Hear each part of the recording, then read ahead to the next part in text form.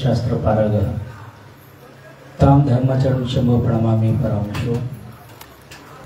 प्रप्रथम आराध्य सद्गुरूंना स्मरण करून वीरशैव धर्म संस्थापनाचार्यवरील जगदादे जगद्रणकारी पंच आचार्यांना स्मरण करत बसवादी प्रमथगण मन्मतादी शिवसंतगणांना देखील स्मरण करून गणाचार्य संस्थान मठाचे मूळ कर्तृ संजीवनी समाधीस देखील साष्टांग प्रणिपात करत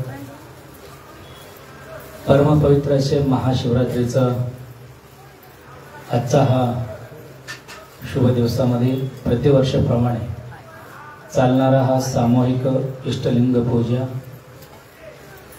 तीर्थ प्रसाद दर्शन आशीर्वादाचा या कार्यक्रमामध्ये प्रतिवर्षाप्रमाणे सेवा करणारे दयानंद शिवशेट्टे गुरुजी परिवार, गंदीगुडे गुरुजी आणि त्यांचे परिवार आणि प्रतिवर्ष श्रीमठाचे विद्यार्थी होऊन या कार्यक्रमामध्ये सहभाग घेतले सर्व विद्यार्थी, राजगुरू, साईनाथ आणि या कार्यक्रमामध्ये उपस्थित असलेले सर्व भाविक सद्भक्तगण, माता भगिनी, नवतरुण। आजचा हा दिवस म्हणजे शिवभक्तांसाठी पर्व काळ आहे। महाशिवरात्रीचा दिवस तो शिवभक्तांनी भगवंताकडे जाऊन दिवसभरामध्ये उपवास करून भगवंताचं नामस्मरण करत करत आजचा दिवस म्हणजे संपूर्ण दिवस आज भगवंताच्या स्मरणामध्ये घालायचा असतो। म्हणून आजचा हा पर्व काळामध्ये प्रतिवर्षी चालणाऱ्या कार्यक्रमामध्ये तुम्ही सुद्धा प्रतिवर्ष कार्यक्रम करतो, प्रतिवर्ष तुम्ही सुद्धा उपवास करतो, दिवसभरामध्ये तुमचा परिणाम अनेक ठिकाणी महादेव मंदिरापर्यंत जातो, त्या भगवंताचं यथाशक्ती पूजा पाठ करून भगवंताची सेवा करत असतो। म्हणून ह्या मठाच्या परंपराप्रमाणे गेल्या 15-16 वर्षामध्ये सुद्धा हा महाशिवरात्रीचा हा दिवस प्रतिवर्ष असंच सुंदर असं चालू झालेले आहे। म्हणून अशी पर्व काळामध्ये तुम्हा सर्वांना भगवंताचं प्रती, शंभू महादेवाचं प्रती कितीही सांगितलं तो कमीच पडणारा आहे। कारण ह्या जगाचा मालक भगवंत महादेव आहे। ह्या जग संपल्यानंतरही उरणारा महादेव आहे। जग सृष्टी होण्याच्या अगोदरही होतं आणि जग संपल्यानंतरही उरणारा तो महादेव आहे। म्हणून त्याला त्रिकालबाधित असं म्हटलेलं आहे। भूत भविष्य वर्तमानामध्ये सुद्धा राहणारा आहे, परंतु हा माणूस मात्र वर्तमानामध्ये राहतो, भविष्यात त्याचं काही गॅरंटी नसतो आणि मागे जे काही झालं त्याचंही सुद्धा त्याला कळाला नसतो। भविष्याचं गॅरंटी नसलेला हा जीवाला, या जीवाला परमात्म्याकडे जाण्याकरिता आजचा दिवस म्हणजे तो महादेवाचा दिवस म्हणून या महाशिवरात्री संपूर्ण जगभरामध्ये साजरी केला जातो। असं करत असताना शंभू महादेव कोण आहे? शंभू महादेव म्हटलं तर आपल्या डोळ्यासमोर त्याचे एक चित्र येतं। महादेव म्हटलं की काय येणार आहे? जटाधारी आहे, हातामध्ये त्रिशूळ आहे आणि गज चर्मांबर आहे आणि बाजूला वाम भागामध्ये पार्वती माते बसलेली आहे, कैलास पर्वतामध्ये आहे, एका मोठ्या दगडावर दोघंही बसलेली आहे आणि त्या ठिकाणी मात्र संपूर्ण जे काही भगवंताचे गण आहे, शिवगण जे काही ते समोर बसलेले आहे आणि त्या ठिकाणी भगवंताचं गुणगान करणारे सर्व गण, त्याच्यामध्ये भृंगी असेल, नंदी असेल, नारद असेल, या सर्व गण काय केलं? महादेवाचं गुणगान करू लागलं, संकीर्तन करू लागलं। मग हे जे काही संकीर्तन करत असताना सर्वांनाही सुद्धा असं लक्षात आलं की ही देवाची लीला आहे। मग देवाची लीला कोण कोण गायन करायचा? मग भृंगीने हातामध्ये वीणा घेतलं, त्याचं गुणगान सुरू केलं। मग हे जे काही सुरू होत असताना सर्वांनाही सुद्धा, तर तुम्हाला विचारतो मी, ते कल्पना तुमच्या डोळ्यासमोर आलं ना? आता कैलास पर्वतामध्ये एक मोठं दगड आहे, त्या दगडावर शिवपार्वती बसलेले आहे, समोर नंदी भृंगी आदी सर्व गण थांबलेले आहे, गुणगान करू लागलेले आहे, भजन होत आहे, कोणी पूजन करत आहे। मग असं सर्व काही होत असताना मग तो क्षण कसा असतो, तो क्षणाचे महत्व काय आहे स्वतःला कल्पना करून बघा। त्या जागेत तुम्ही राहिले असले तर एखादा गण म्हणू, एखादा सेवक म्हणून कल्पना करा मनामध्ये, 1 मिनिटासाठी कल्पना करा. मग त्यावेळेला ती क्षण तो कसा राहील, मग ते शब्दामध्ये सांगता येईल का? फक्त त्या क्षण काय असतो, तो अनुभव घ्यायचा असतो, अनुभवायचा असतो. कारण महादेवाचं गुणगान करायला मी बसलो तर तिथं काहीच उरणार नाही, तिथं पाठीमागे नाही, पुढं नाही, काहीच नाही. तिथं काय असतो तर शिवोहम शिवोहम, फक्त भगवंताचं स्मरण असतो. मग तो जे काही क्षण आहे तो क्षणच प्रत्येकांचा झाला पाहिजे. तसं होईल का आपल्या सर्वांचे क्षण? नाही. आजच दिवस सगळ्यांचे क्षण आनंदाचा आहे. आजचा दिवस मात्र सकाळीपासून देवाला मी काही सोडायला तयार नाही. सकाळीपासून कोण कोण किती ठिकाणी गेलो, 12 महादेवाकडे अनेक लोक गेले असेल, नाहीतर नाही बघ काही लोक असतात काहीच नको वर्षभरामध्ये, पण आजचा दिवस तर उपवास करावा. नाही आजचा तर दिवस काय करायचं, एखादा चला जाता जाता महादेवाला जाऊन एखादा बेल होऊन पाय पडून यायचं. म्हणजे आजचा तर दिवस म्हणून तुम्ही करतो ना, परंतु आपला मात्र भोळेनाथाचं पूजा करण्यासाठी महाशिवरात्रीचं गरज नाही, त्याला नित्य शिवरात्रीचा गरज आहो. तो नित्य शिवरात्री करणारा जे कोणी असेल तर ते वीरशैव लिंगायत समाज बांधव आहेत. वीरशैव लिंगायत जे काही आहे ते नित्य शिवरात्री करणार आहे. कारण तो शरीरामध्ये महादेवाला धारण केल्यामुळं त्यांच्यासाठी नित्य शिवरात्र आहे, नित्य पूजन केलं पाहिजे. परंतु आपल्याकडे मात्र कसं होतं की विशेष आपल्या डोळ्यासमोर आलं तरच आम्ही देवाकडे पाहतो, पण तसं न करता नित्य शिवरात्र आपल्याला करायचं असेल तर इष्टलिंगाची उपासना मात्र एक विशेष साधना म्हणून सर्वजण त्याचं पूजाच्या माध्यमातून साधक झाला पाहिजे. म्हणून तसं साधक व्हायचं असेल तर त्या इष्टलिंगाची धारणा देखील तेवढाच महत्वाचा आहे. म्हणून तो इष्टलिंगाची पूजा म्हणजे सर्व देवदेवतांची पूजा आलेली आहे. म्हणून शिवमहापुराणामध्येही सुद्धा लिंगाचं फार महत्व सांगितलेले आहे. कारण लिंग काय आहे तर ते कधी संपणारा नाही आणि त्याचं आधी अंत्याचे बाहेर आहे. म्हणून लिंग काय आहे तर लिंग सुरुवात आणि शेवट तो लिंगच आहे. म्हणून लिंग म्हणजेच ब्रह्मशाश्वत आहे, लिंग म्हणजे सर्वस्व आहे, लिंग म्हणजे हा जग भरलेले आहे. म्हणूनच महात्मा बसवेश्वरन एका वचनामध्ये एवढं सुंदर सांगतात, जगदगल मुगिलगल निम्मगल पाताळ दिंदत्त निम्म श्रीचरण अगम्य अगोचर अप्रतिम लिंगावे यांना करत आले की बंधू चोळू कादिराया. म्हणजे हे या वचनामध्ये एवढं सुंदर सांगितलेले आहे. तर अगम्य अगोचर अप्रतिम असलेलं लिंग आहे. मग तो दिसणारा नाही, अगम्य आहे, नजरेला दिसणार नाही, पण ते एवढा महान आहे, एवढा महान आहे, एवढपर्यंत आहे तर ते जगदगल मुगिलगल म्हणजे पूर्ण जग भरलेलं आहे. आणि मुगिल म्हणजे आकाशापेक्षा पलीकडे गेलेले आहे. तेवढंच नव्हे तर पाताळ दिंदत्त म्हणजे किती पाताळ आपण म्हणतो ना, 7 लोक आपण सांगतो, 7 लोक वरी आहेत, 7 लोक खाली आहेत, परंतु 7 लोकांपेक्षा खोल जाणारा म्हणजे पाताळ दिंदत्त निम्म श्रीचरण, म्हणजे भगवंताचं श्रीचरण कुठपर्यंत आहे, पाताळपेक्षाही खोल आहे. एवढं अगम्य अगोचर अप्रतिम लिंग काय झालं तर यांना करत आले ते बंधू. एवढं महान असलेला देव काय झाला, लहान होऊन आपल्या हातामध्ये आला.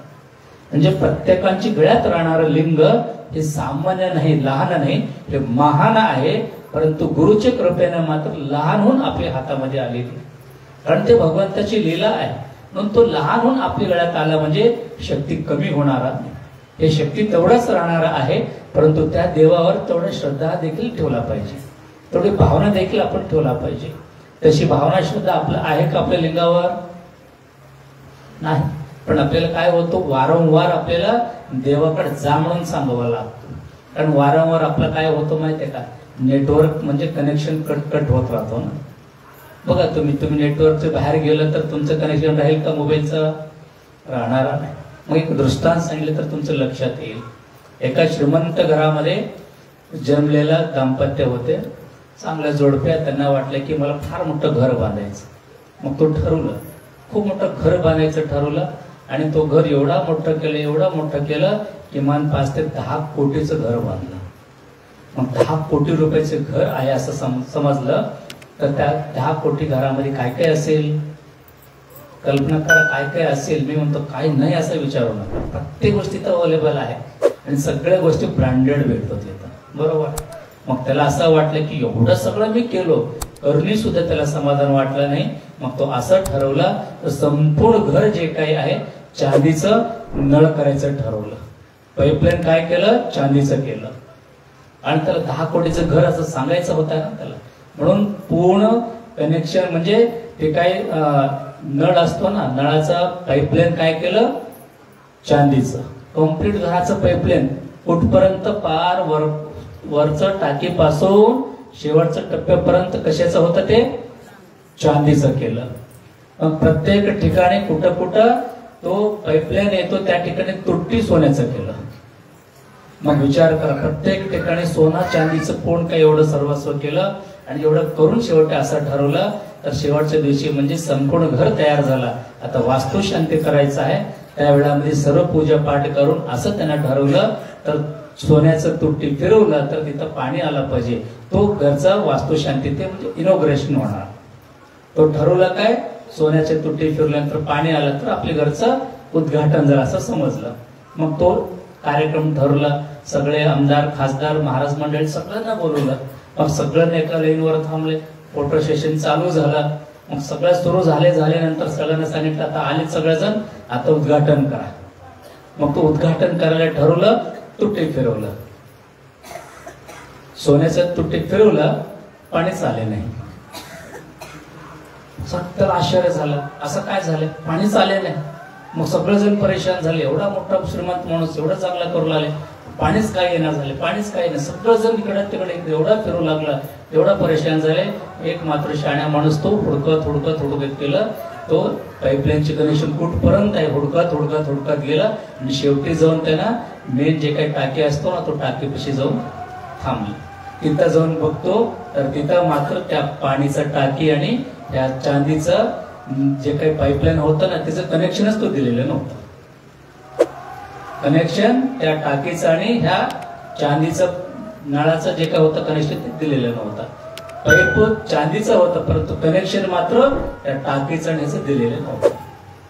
मग लक्षात घ्या, तुमचाही सगळ्यांची परिस्थिती तसंच आहे. सर्वस्व तुम्ही श्रीमंत आहोत, परंतु कसं तो टाकी आणि त्या पाईपचं कनेक्शन नसतो आणि कसं पाणी येत नाही, तसं तुमच्या आयुष्यामध्ये भगवंताचं गुरुचं कनेक्शन नसेल तर तुमची आयुष्य तसंच कोडे होऊन जातो. म्हणून तुमचं कनेक्शन भगवंताशी गुरुशी जोडायचं असेल तर काय केलं पाहिजे, सातत्यानं नेटवर्क मध्ये राहायला पाहिजे. म्हणून कनेक्शन राहणं फार महत्वाचं आहे. परंतु होते काय, आपलं अलीकडे विचार केला तर ऐन वेळावरच सर्वस्व आठवतो ना. म्हणून म्हणतो ना, संकट आला रे व्यंकटरमणाचं आठवण. संकट गेलं आपलं आपण. म्हणूनच आपल्या पूर्वजांनी या भारतीय संस्कृतीमध्ये प्रत्येक महिन्यातल्या एक सणवाराची विशेषताना एक विशेष टेका आहे तो तयार करून ठेवलेला आहे. सणावार काय आपल्यासाठी ठेवलं म्हणजे हेच कामासाठी. म्हणजे त्या निमित्त काय होईना हा माणूस भगवंताकडे जातो, गुरुकडे जातो. आणि त्या निमित्त का होईना माणूस कुठं तर भगवंताकडे जाऊन काही वेळ तर काही देवाचं स्मरण करतो. म्हणून आपली पूर्वजांनी या भारतीय संस्कृतीमध्ये एवढं सुंदर प्रत्येक वार सणामध्ये लावलेलं आहे. म्हणून ह्याही वर्षी आपलं महाशिवरात्री करत असताना सर्वांनी खूप आनंदाने तुम्ही सगळेजण केला. परंतु महाशिवरात्रीचे महत्व कशामध्ये आहे तर त्या एक बेडाने म्हणजे एका आपल्या शिवलीलामृत कथा सर्वांना माहित आहे. आज तर अनेक लोक सकाळीपासून शिवलीलामृतचं पाठ सुद्धा केले असेल. शिवलीलामृतामध्ये किती अध्याय आहे, किती अध्याय, 13 आहे का 15 आहे, तेवढा अध्याय पाठ केला असेल ना. सकाळी बसले तर 8 तास उठले नाही. पण आज एका दिवस ना पारायण पूर्ण झालं. मग पारायण झालं तर त्यातलं महत्व काय समजून घेतले का. पारायण करणं महत्वाने, पारायणाच्या बरोबर आपण पारंगत झाला पाहिजे. म्हणजे त्या कथामध्ये काय आहे, शिवलीलामृतामध्ये सांगितलेलं प्रत्येक जे काही दृष्टांत आहे, शिवलीलामृतामध्ये येणार प्रत्येक पात्र काय आहे तर न कळतही केल्यामुळं काय झालं, भगवंत त्याला प्राप्त झाला. त्याला माहिती नव्हता, तो व्याध होता, तो एखादा जीवाला मारण्यासाठी गेलेला होता. परंतु रात्र झाला तो बसला बेलाचं झाडावर. आता सर्वांना माहिती आहे बरोबर, ओझार मध्ये तुम्हाला सांगलं, तो बसला होता कुठं, झाडावर. झाड कुठलं होतं, बेलाचं. त्याला माहिती होतं का नाही, पण तो काढून टाकलं. तो पान काय झालं, महादेवावर पडलं. त्याला काही करूला भान नाही, काय करायचं तेही माहिती नाही. काहीच न करताही सुद्धा त्याच्याकडून काय घडलं, महाशिवरात्रीचं उपवास घडलं, पूजा घडलं, बेला म्हणजे बिल्वार्चन घडलं. म्हणजे त्याला न कळत तेवढं सर्व काही घडल्यामुळं तो म्हणजे शिवाचा सद्गती त्याला प्राप्त झाला, म्हणजे शिवा साहित्य त्याला प्राप्त झाला. तर आम्ही तर काय करतो, समजून घेऊन करतो ना. आज महाशिवरात्री आहे, मग दिवसभर आपण उपास राहिलंच पाहिजे, म्हणून उपास राहिलंच पाहिजे. म्हणत दिवसभरामध्ये अर्धा किलो बगर खाली झाले, दिवसभरामध्ये अर्धा किलो शाबुदाणा खाली झाले. कारण आज उपवास आहे, मग एखादं 2-4 डझन केळी खाऊन मोकळा होतो. उपवास आहे ना, उपवास आहे म्हणून आपण दिवसभर खात राहतो. परंतु याचं महत्व एक समजून घ्या. आजचा दिवस काय आहे, तर या पृथ्वीवरला माघ महिन्यातलं आजचं तिथी जे काही आहे, तर ते भगवंत कैलासमध्ये आलेले आहे. कैलासातून या कैलासामध्ये, या भूमीमध्ये भगवंत आलेले दिवस हे आहे. आणि माघ महिना एवढा महत्वाचे दिवस आहे, पण आजच्या तिथीवर भगवंत पृथ्वीवर आला आणि ते भगवंत सर्वाकडे तो लक्ष ठेवत, प्रत्येकावर लक्ष ठेवत भगवंत भूमीवर आलेले दिवस आहे. आणि शिव महापुराणामध्ये अनेक वेगळ्या कथा आलेली आहे.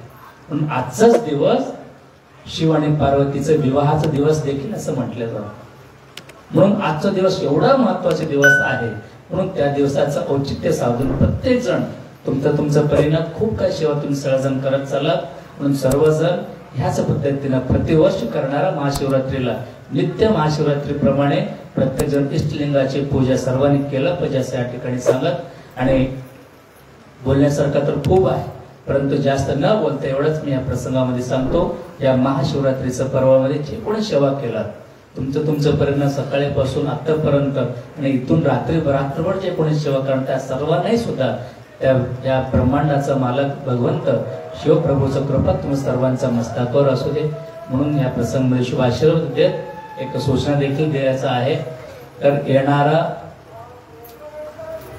25 तारखेला श्रीमठामध्ये लिंगैक्य सिद्धयोगी राजेंद्र शिवाचार्य महाराजांचे पुण्यस्मरणोत्सव सोहळ्याच्या निमित्तानं सप्ताह सुरुवात होत आहे. म्हणजे नाथषष्ठी 31 तारखेला षष्ठी आहे, म्हणून त्याचा अगोदर 5 दिवस म्हणजे 25 तारखेला सप्ताह सुरुवात होऊ लागलेले आहेत. तर सप्ताहामध्ये सुद्धा सर्वजण सहभागी व्हावं. आज या सप्ताहाच्या माध्यमातून अनेक लोकांना म्हणजे सकाळचं पारायण असेल, चांगले कीर्तनकार असेल, त्या सगळ्यांचे जे काही चिंतन आहे सर्वांनी ऐकावा. आणि वेळेमध्ये सर्वांना माहिती आहे लिंगैक्य सिद्धयोगी राजेंद्र महाराजांचे काही स्वप्न होतं, जे काही त्यांचं इच्छा होता, तो म्हणजे रथोत्सव सोहळा. म्हणजे आपली मराठवाड्यामध्येच तो पहिला रथोत्सव सोहळा आपल्या मठामध्ये होतो. मराठवाड्यामध्ये कुठेही तुम्हाला रथोत्सव सोहळा बघायला भेटणार नाही. परंतु महाराजांचा संकल्प पूर्ण झाल्यामुळं तो आपली बेळीमध्ये बेळीतले सर्व ग्रामस्थांनी तो रथोत्सव सोहळा संपन्न करणार आहे. तर तो रथोत्सव म्हणजे आम्ही तुम्ही मिळून त्या रथ ओढायचा असतो. आपल्याकडे कल्पना कर, रथ म्हटलं की मग 1 घोडा लावणार का 5 घोड्या लावणार, सरळ येतो ना. रथ म्हणले की घोड्या लावून वाढायचा असतो का, तो रथ नाही. पण शरीर माळ्याच्या रथाची एक संकल्पना म्हणून लिंगैक्य सिद्धयोगी राजेंद्र महाराजांचे जे काही स्वप्न होता तो पूर्ण झालेली आहे. म्हणून तो वेळेमध्ये म्हणजे महाराजांचं पुण्यतिथी दिवशी 31 मार्चला सायंकाळी ठीक 7 वाजता भव्य दिव्य असं त्या ठिकाणी रथोत्सव सोहळा होणार आहे. तर त्या ठिकाणी सुद्धा सर्वांनी उपस्थित राहून महाराजांचे जे काही स्वप्न पूर्ण होत असताना त्या रथाच्या माध्यमातून गुरुमाऊलींचा आशीर्वाद सर्वांनी घ्यावा, तेही देखील सूचना देत आजचा हा दिवसामध्ये सेवा करणारा तुम्हा सर्वांना भगवंताची कृपा आशीर्वाद सांगाच. आणि सर्वांना अजून एक सूचना आहे, आजचं जे काही यजमान म्हणून आपल्या शिवशेट्टी गुरुजी आहेत त्यांनी प्रतिवर्ष तुमच्यासाठी फराळाची व्यवस्था केलेली आहे. तर आता सर्वांनी व्यवस्थितपणे रांगेने तुम्ही आलात तर सर्वांना तीर्थप्रसाद भेटतो. झाल्यानंतर अल्पाशी जे काही फराळाची व्यवस्था केली तेही सर्वांनी घ्यावा अशी सूचना देऊ आजच्या यजमान समेत तुम्हा सर्वांना भगवंताची कृपा आशीर्वाद सांगून वाणीला विराम देतो. शिवम भयात सांब जय नमः पार्वती शिव हर हर महादेव. दोन्ही हात वरी करून दोन्ही हातोर भारत माता की जय, भारत माता की जय, वंदे मातरम, वंदे मातरम, हर हर महादेव, हर महादेव. श्री गुरु डॉक्टर शिवाचार्य महाराज की